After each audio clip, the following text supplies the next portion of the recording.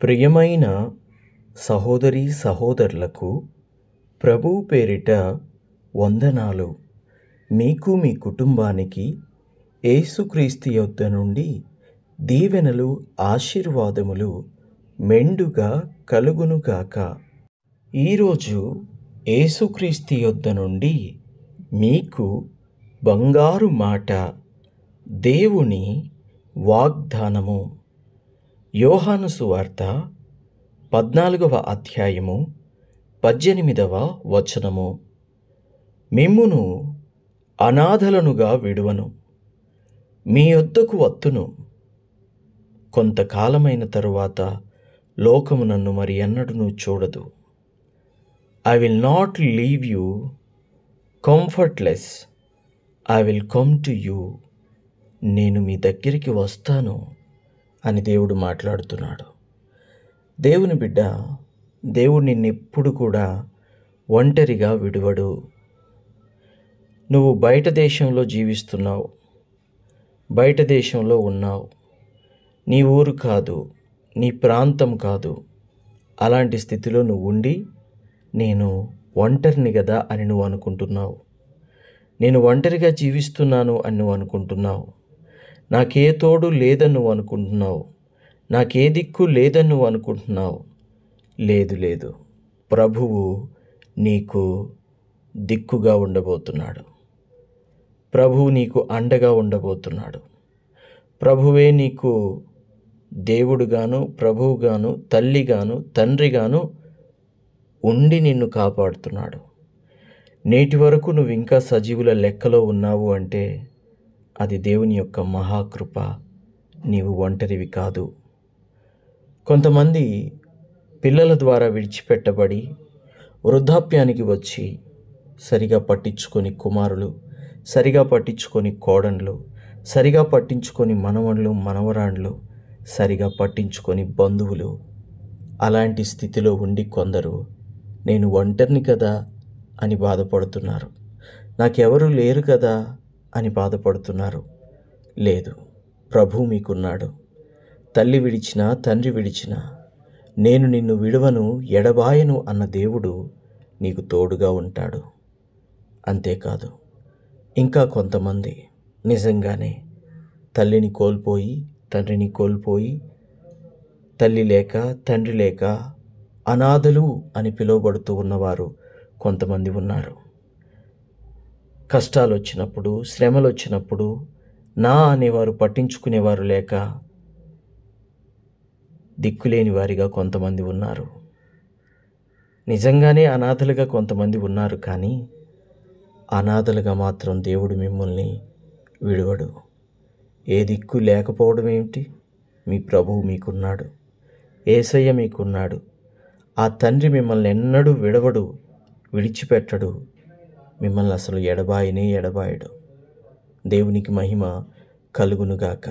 కాబట్టి నాకెవరూ లేరు అని అనుకోకుండా నాకు యేసయ్య ఉన్నాడు అని అనుకొని ధైర్యంగా ఉండు. నన్ను పట్టించుకునే వాళ్ళు ఎవరూ లేరు అని అనుకోకుండా నన్ను యేసయ్య పట్టించుకుంటాడు అని ధైర్యంగా ఉండు. నా గురించి ఎవరు ఆలోచించరు అని అనుకొని బాధపడకుండా నా గురించి ఆలోచించడానికి నా యేసయ్య ఉన్నాడు అని అనుకొని ధైర్యంగా ఉండు. అవును, ప్రభు అన్నాడు, మీ చింత యావత్తూ నా మీద వెయ్యండి, మీ నిమిత్తము నేను చింతించుచున్నాను అన్నాడు దేవుడు. అన్నాడు కదా. కాబట్టి నీవెందుకు చింతిస్తున్నావు?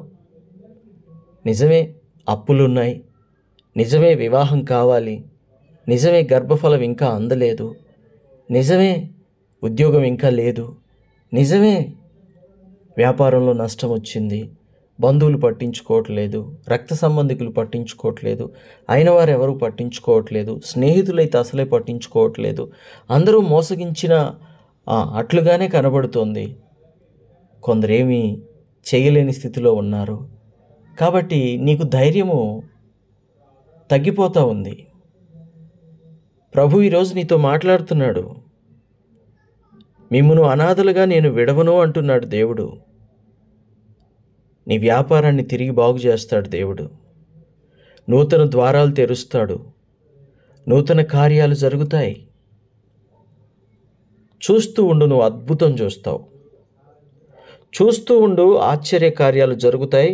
నువ్వు దేవుడికి సాక్షిగా నిలబడతావు. దేవునికి మహిమ కలుగునుగాక. అంతేనా?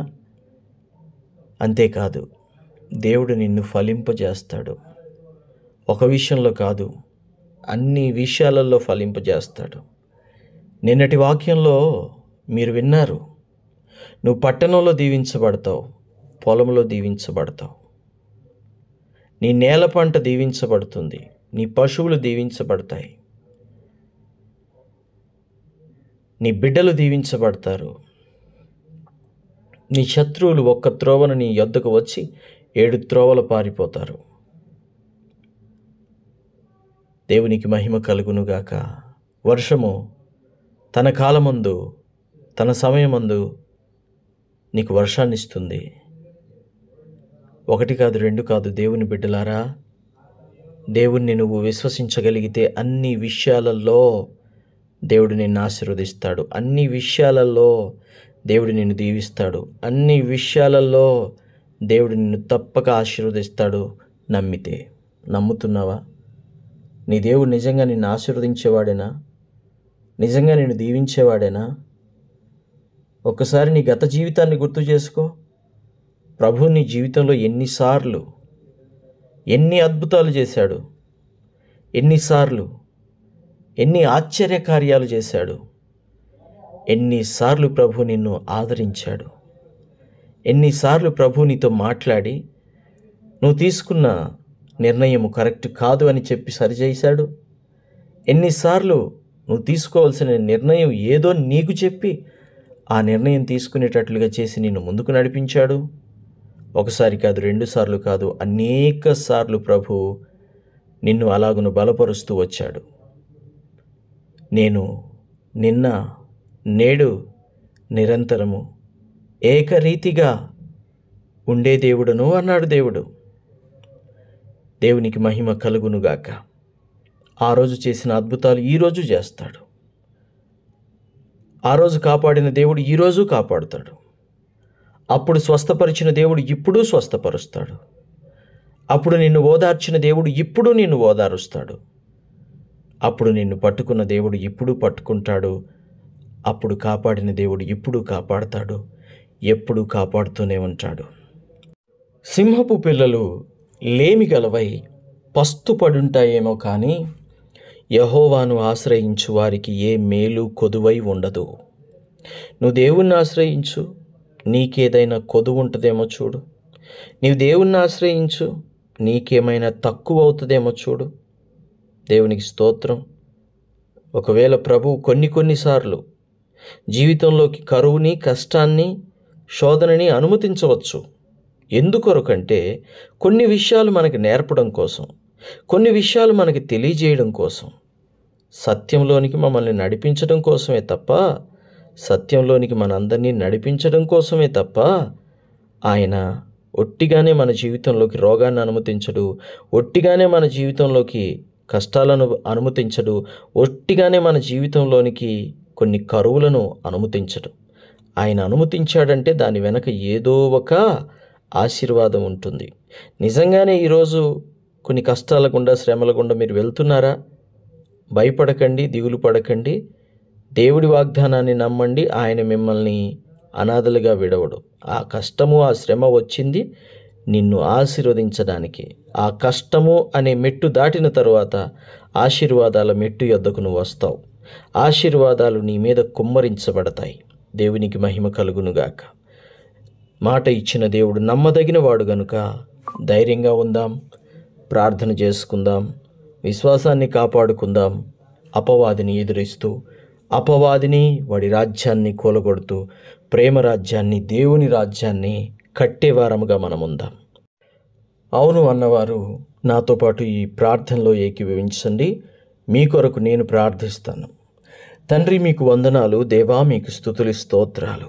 నాయనా, ఎవరెవరైతే మేము అనాథలము, మేము ఒంటరి వారము, మేము దిక్కులేని వాళ్ళము, మాకెవరూ లేరు అని అనుకుంటూ ఉన్నారో తండ్రి, ఆ బిడ్డల్ని దర్శించండి.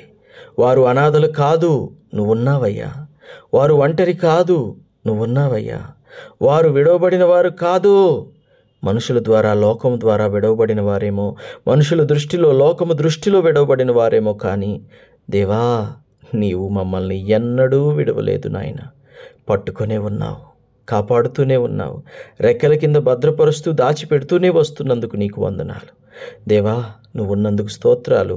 నీ బిడ్డలందరినీ కూడా నాయన మంచి స్థితికి తీసుకొచ్చి నీకు సాక్షులుగా నిలవబెట్టుకొనమని తండ్రి, వీరి కొరకు నేను ప్రార్థిస్తూ ఉండగా ఈ దీనదాసుడి ప్రార్థన ఆలకించి ఈ ప్రార్థనలో ఏకీభవించిన ప్రతి బిడ్డని, వారి కుటుంబాలను దీవించుమని, ఆశీర్వదించుమని యేసుక్రీస్తు శ్రేష్టమైన నామములో ప్రార్థించుచున్నాము తండ్రి.